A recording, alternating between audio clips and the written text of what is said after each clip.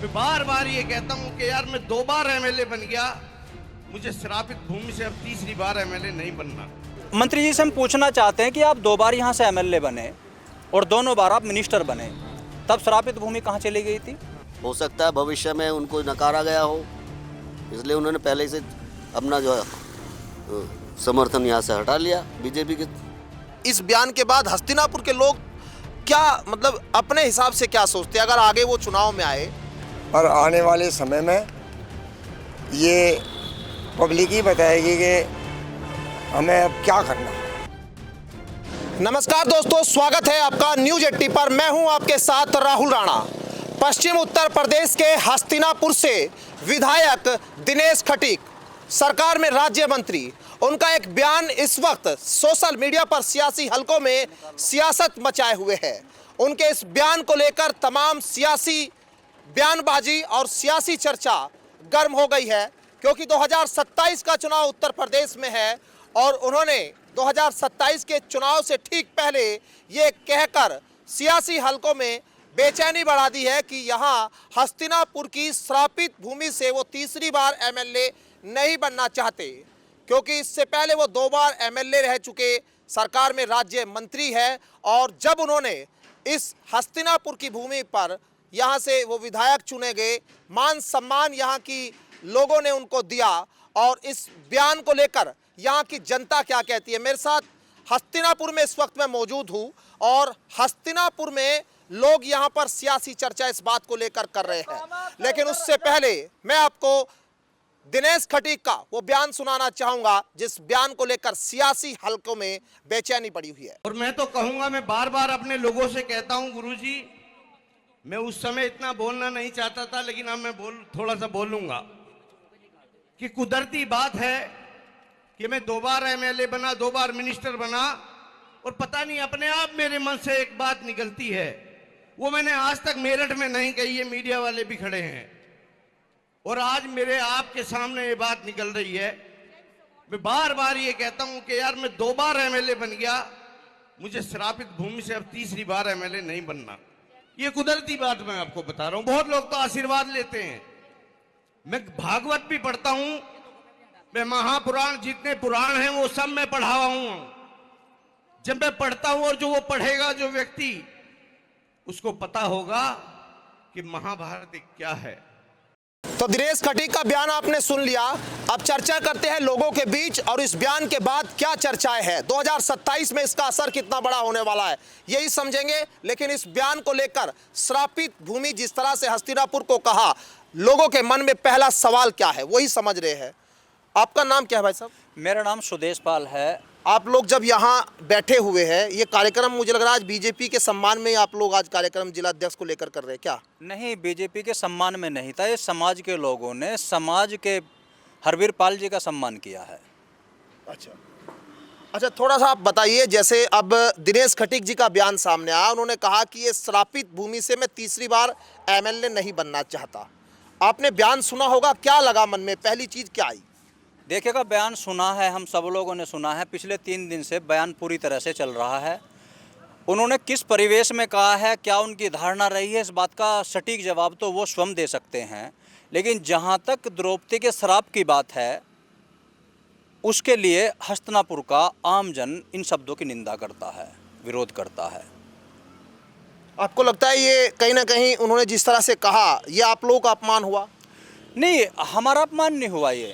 ये हस्तिनापुर की धरती पर जितने लोग रह रहे हैं, वो किसी भी समाज के हैं, उनका अपमान है।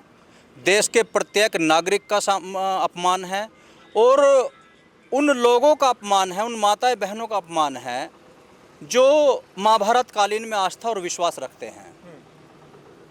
तो ये अपमान महाभारत काल का जो हस्तिनापुर इलाका है, ये हस्तिनापुर पूरे इलाके के लोगों का मान सम्मान की बात, क्योंकि अब 27 का चुनाव है भाई साहब। चुनाव में राजनेताओं के बयान बहुत महत्वपूर्ण होते हैं। अब आप इस बयान को कैसे देखते हैं मंत्री जी के? देखो, मंत्री जी का बयान तो ये मंत्री जी बता सकते हैं, लेकिन मैं अपने विचार बता सकता हूँ। मंत्री जी ने यहाँ हस्तिनापुर क्षेत्र में जब से वो सत्ता संभाली है, काफ़ी कार्य कराए हैं। जैसे हमारा अहिल्याबाई चौक है, तो यहाँ पर पूरा इसका अनावरण भी उन्होंने ही कराया है। 63,000 रुपये यहाँ पे उन्होंने दिए थे इस मूर्ति के लिए।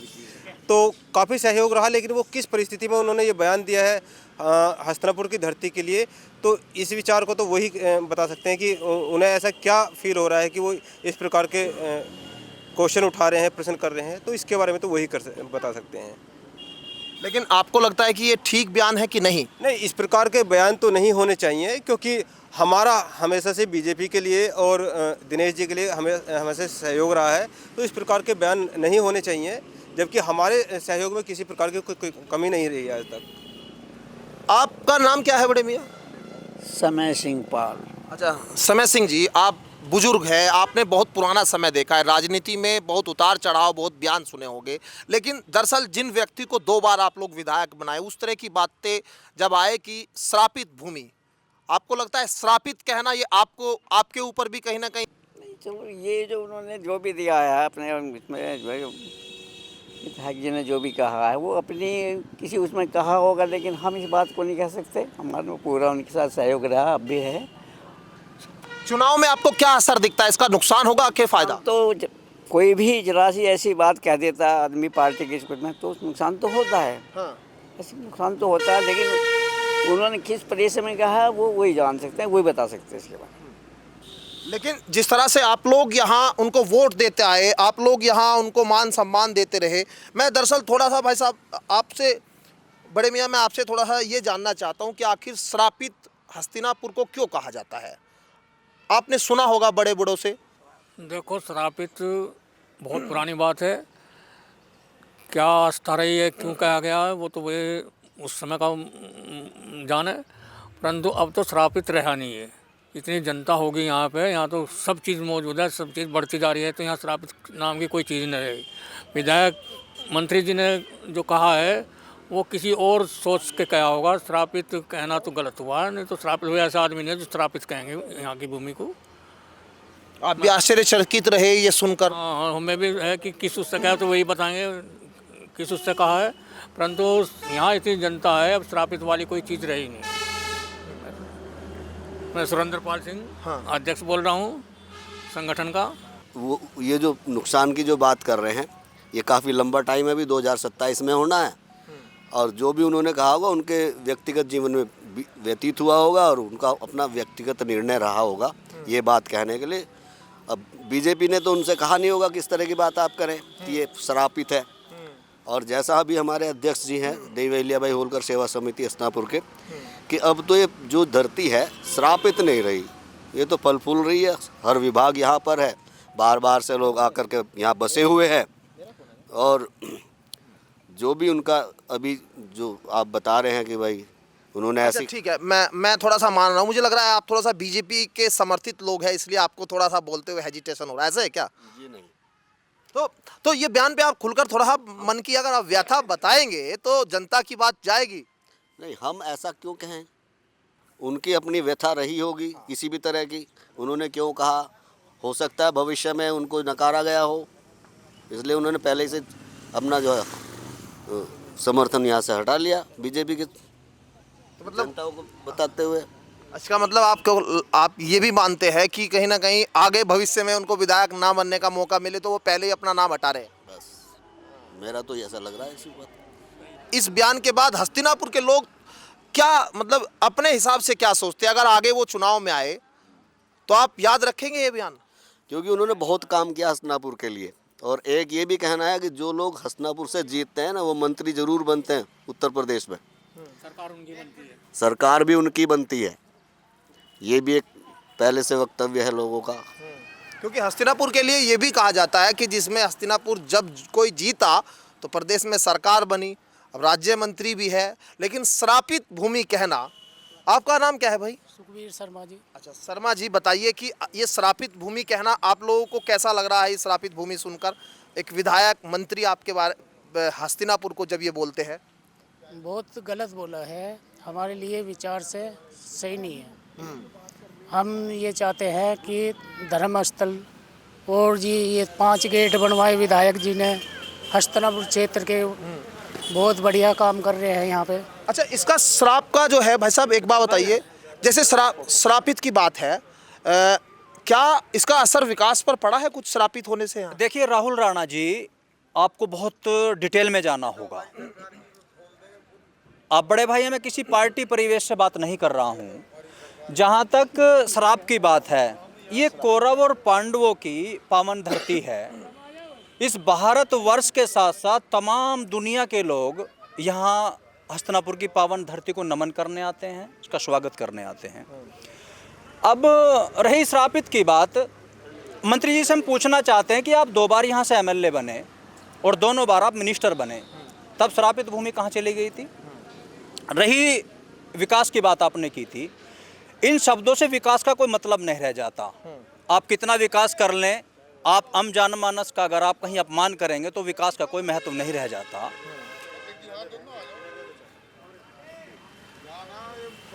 और थोड़े से लोगों से भी और बात कर लेता हूँ। आपने बड़ी बात कही कि कहीं ना कहीं सम्मान की बात है।